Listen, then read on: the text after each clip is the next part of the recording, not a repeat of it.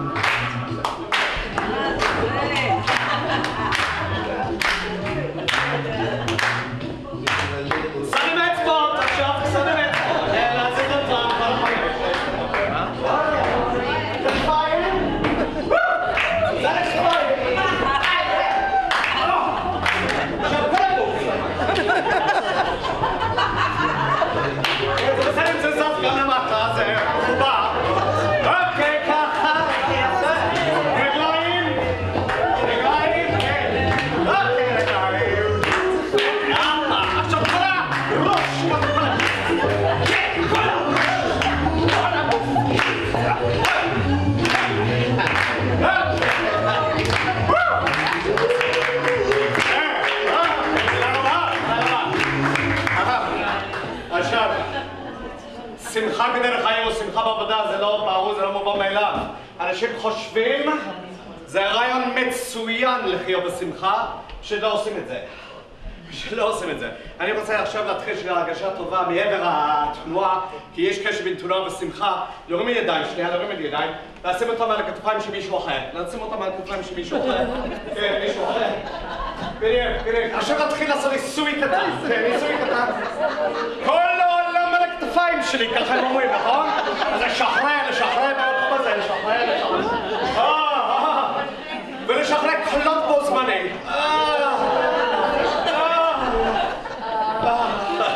איך אומרים ביידיש?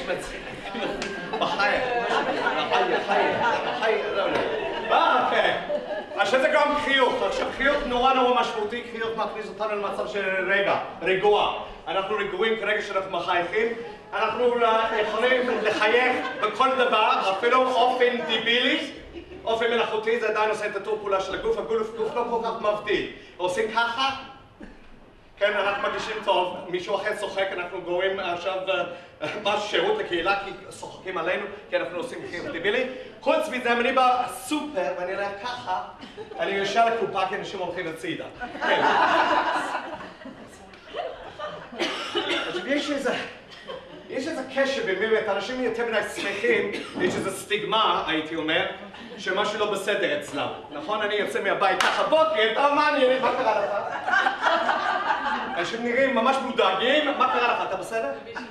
אכלת משהו? לקחת משהו? היום זה לא לקחת משהו, לאזן את המצב של המאניה? אלה שקופסים על הסמטים האלה, נכון?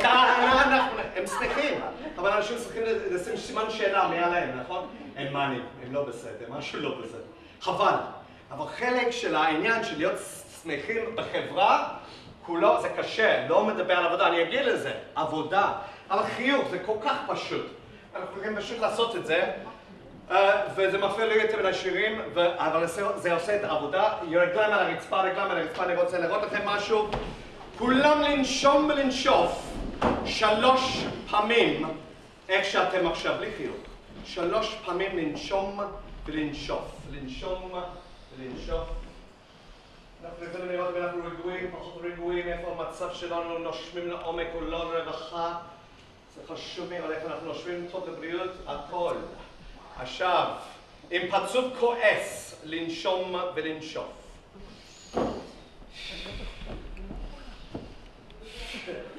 נכון, זה לא הולך בגלל זה שאנחנו עצבניים, אנחנו נבין שטויות כי אין חמצן בראש, אנחנו לא נושמים טוב, אוקיי? אז עכשיו עם חיוך, החיוך הטבעי המלאכותי זה כל טוב להתחיל לבא, בסוף זה בא בטבעיות, אבל ככה להתחיל, אלה שבאים השיניים, אפשר לסגור ככה פה, ככה. עכשיו, לנשום ולנשוף עם החיוך הזה.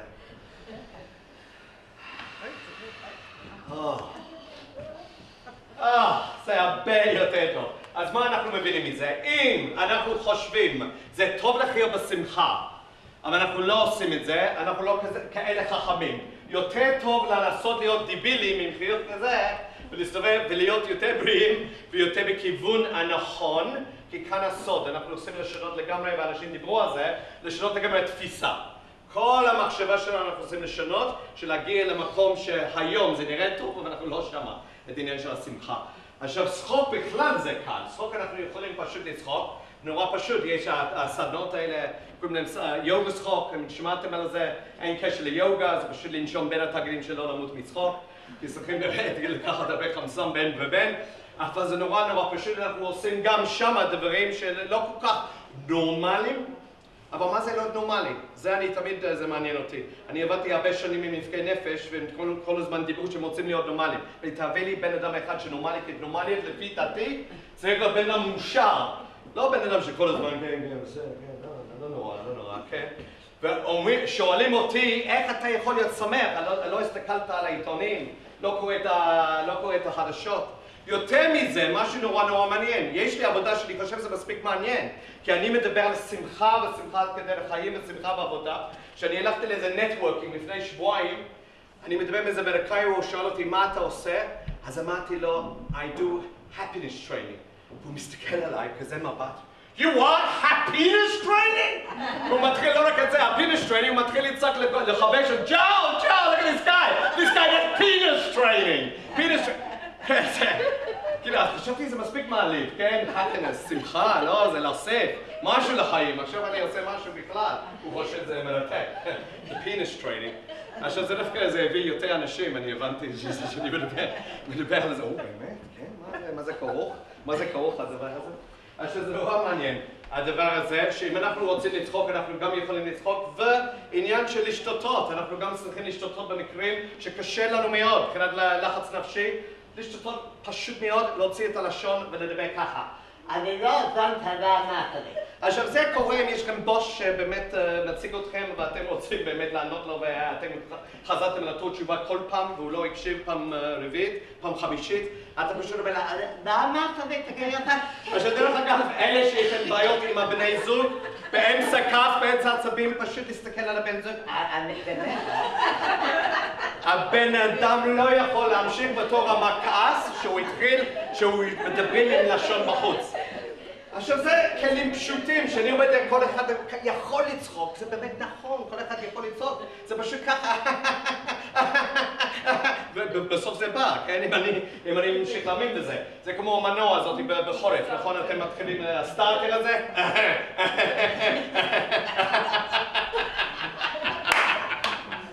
עכשיו אני רוצה... זה גם זה גם מדבק, גם עצבים. אז מעדיף להדביק את האנשים בעבודה עם שחוק של להדביק אותם במצבים. זה מספיק. שאתם יכולים להיות קבוצה של אנשים סופר רגועים, מספיק שבן אדם אחד נכנס עצבני, זהו, אחרי 5 דקות כולם עצבנים. כי זה מאוד חזק. הם אומרים במחקרים, מה זה הם אומרים? במחקרים, הרבה מחקרים היום, פסיכולוגיה חיובי עכשיו נתן גושפנקה פנטסטי לכל הדמיין של שמחה, כי גם באנגליה לקחו אותם הרבה זמן לדבר על happiness, זה נשמע קליפורני מדי, יותר מדי אמריקאי, דיברו על well-being. אבל זה העניין, זה well-being באמת, זה לדבר. כאן בארץ מסתבר שאין תיגום ל-well-being. הכי קרוב זה רווחה, אבל זה לא ממש well-being.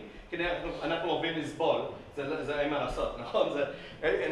הגעתי לארץ, הגעתי בגלל אידיאולוגיה, שאל אותי למה הגעתי לארץ, אין משהו בעברית דומה לצדיק. אין משהו דומה לצדיק. למה הגעתי לארץ? בגלל זיונות. כך אמרתי. עכשיו זה לקח אותי הרבה זמן, הייתי מסתובב, אני זיוני גדול. מישהו אומר, מה אמרת? מה אמרת? אז אמרתי, לא, אני כאילו, בגלל זה הגעתי לארץ. אז הם תיקנו אותי. אבל העניין של גרמתי לשחוק להרבה אנשים בדרך מצוין, פדיחה, אנשים לא אוהבים לעשות פדיחות. אנשים כל הזמן בסוג של מתח. רק שהם לא יגלו שעשיתי איזה פשלה או איזה טעות, נכון? ואני כל הזמן חי בפחד שהם יגלו אותי. אני אוהב את הפדיחות האלה שמישהו ברחוב, אתה אומר שלום, ואיך הוא מתקרב, ואתה אומר שזה לא הוא, נכון? אז אתה ככה, אז פתאום אתה כאילו זה הוא אחריו.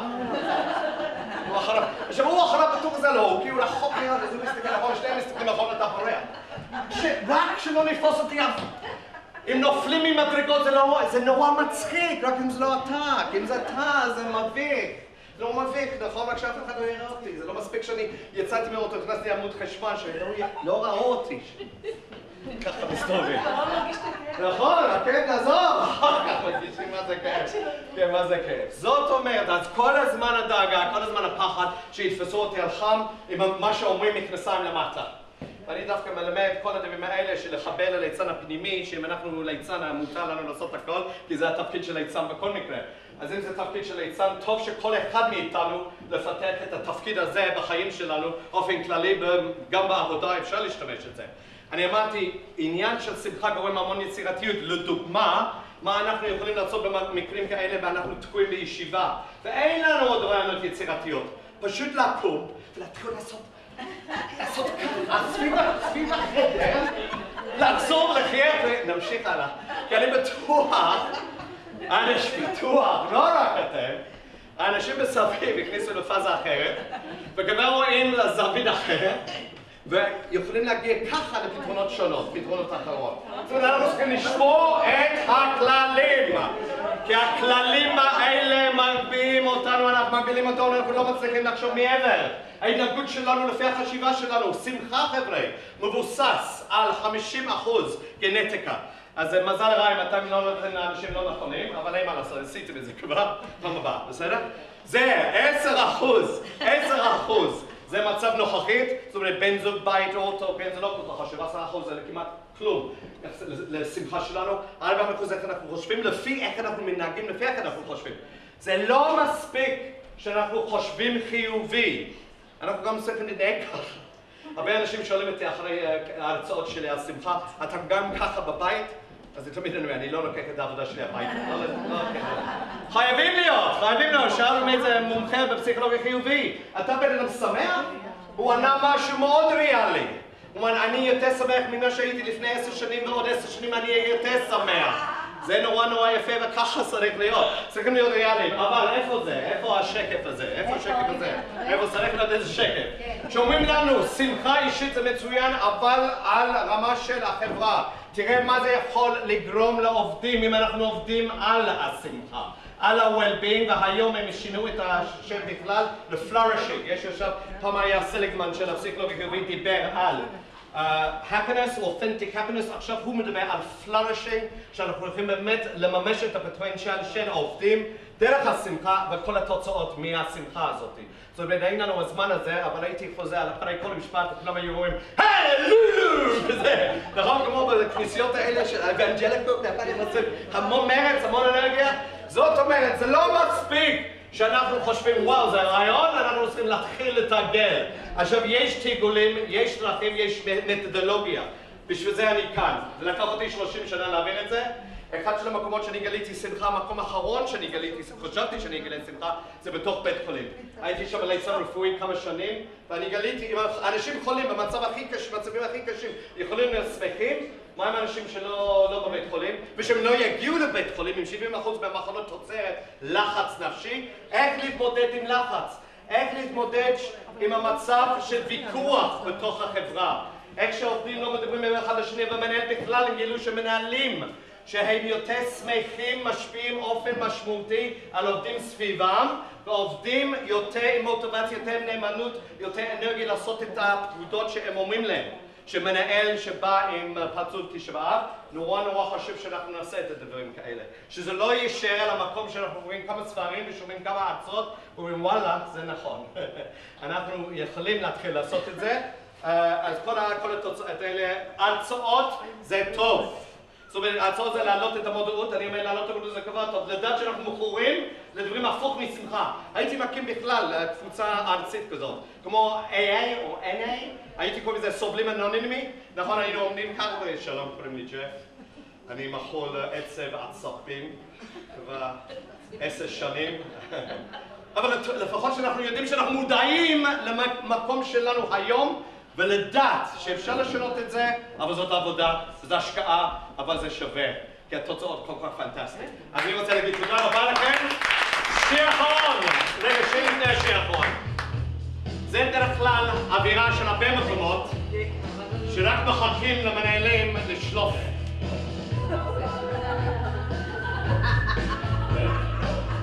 רק רואים את המנהל, כבר נכנסים לבטח, נכון?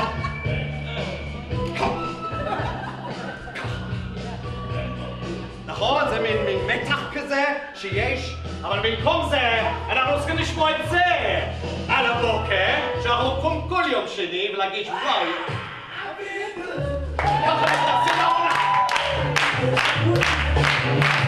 ככה נכנסים